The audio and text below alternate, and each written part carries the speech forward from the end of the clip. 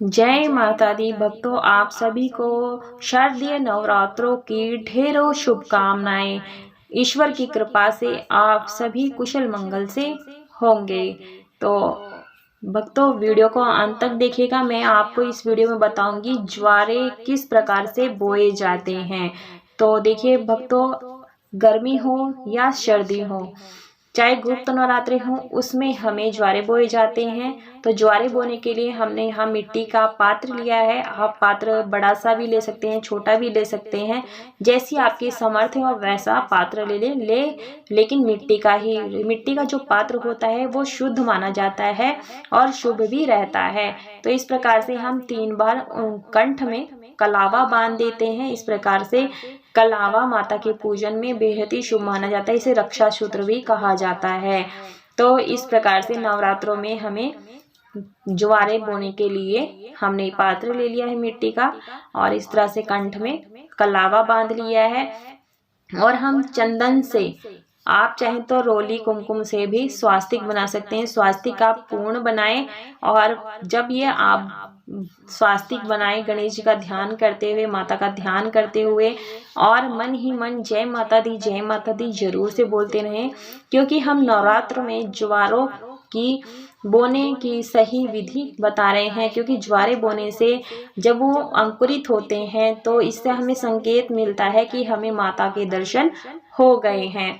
तो इस प्रकार से हमें मानना चाहिए। और पूजन के दौरान, कलश की स्थापना करने के दौरान आप अच्छे से माता का मंत्रों का जाप कर सकते हैं। नहीं आता है कुछ भी तो आप जय माता दी बोलते रहें।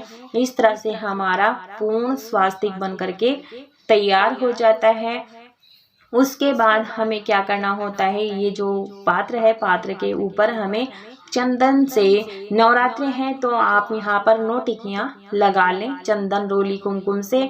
भक्तों, माता हमारे ज्वारों के रूप में ही दर्शन देती हैं, तो इसे बेहद ही शुभ माना जाता है। नवरात्रों में ज्वारे बोना बहुत ही विशेष महत्वपूर्ण होता है, बहुत ही महत्व रखता है, इसका विशेष महत्व होता है।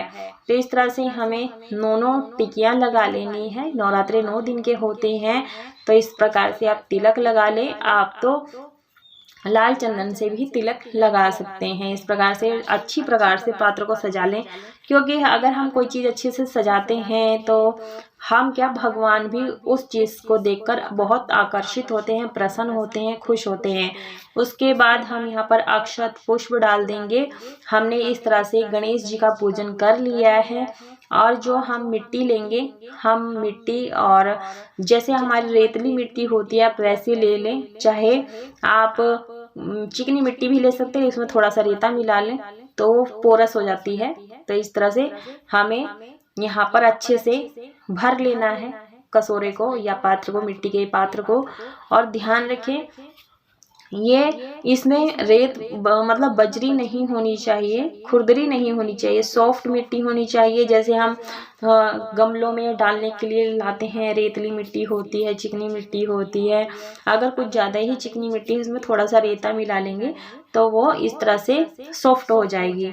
तो हमें इस तरह से भर लेना है। और ये जो मैंने गेहूं और साथ में ज्वारे जो हैं, उन्हें मैंने एक दिन पहले ही पानी में भिगोकर रख लिए थे। क्योंकि ये जो भीग जाते हैं ना तो ये जल्दी से अंकुरित हो जाते हैं और हरे भरे हो जाते हैं। तो भक्तों, इस तरह से हमें बोने हैं। आप घने भी बो सकते हैं और जितना चाहे अपना बो सकते हैं। तो इस तरह से बोना है। भक्तों, मेरी जो एक और वीडियो है आप उसे जरूर देखिएगा। मैंने उसमें पूरी डिटेल में जानकारी दी है, ज्वारे कैसे बोए जाते हैं, इसकी देखभाल कैसे करनी होती है, वो सारी जानकारी आपको मेरे चैनल में मिल जाएगी। आप वहां जा कर के देख सकते हैं। ज्वारे बहुत ही हरे भरे होते हैं इस प्रकार से। और भक्तों, सर्दी का मौसम हो जाता है तो आप इसमें उतना ही पानी डालें ताकि जो हमारे ज्वारे हैं वो पीले ना हो और गले सड़े ना। तो इस बात का ध्यान रखें, पानी का ध्यान रखें। जब वो हल्की सी नमी लिए हो तभी थोड़ा सा पानी डालें, इतना ना पानी डालें कि हमारे ज्वारे उगने से पहले ही सड़ जाएं। अगर उग भी जाते हैं तो उसकी पत्तियां पीली हो जाएं, ऐसा ना करें। तो ये विशेष ध्यान रखें। उसके बाद जब हमने ये ज्वारे जौ ये सारी बो दी हैं, उसके ऊपर हल्की सी मिट्टी की लेयर डाल देंगे। आप चाहें तो इसमें हल्की सी गोबर की खाद भी डाल सकते हैं, नहीं तो आप इस तरह से मिट्टी रेतली मिट्टी ले लें और उसके ऊपर इस तरह से एक परत डाल दें। उसके ऊपर फिर हमें हल्का सा पानी का छींटा लगाना है, क्योंकि हमने मिट्टी को थोड़ी नमी नहीं रखी है, सूखी मिट्टी रखी थी, तो हम थोड़ा सा गीला कर लेंगे और इस तरह से हम माता जी का ध्यान करते हुए यहाँ पर पानी का छींटा लगा देंगे। तो भक्तों, इसी प्रकार से हमें ज्वारे बोए जाते हैं और ये बिल्कुल ही सरल विधि मैंने आपके साथ शेयर करी है। अगर वीडियो पसंद आती है तो वीडियो को लाइक कीजिएगा, ज़्यादा से ज़्यादा शेयर कीजिएगा, ताकि उन भक्तों पर पहुंच जाए, ताकि वो इस वीडियो से लाभ प्राप्त कर सकें।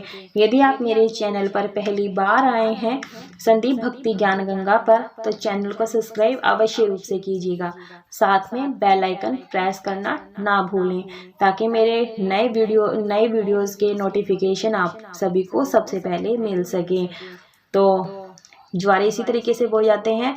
तो कमेंट बॉक्स में जय माता दी अवश्य लिखें।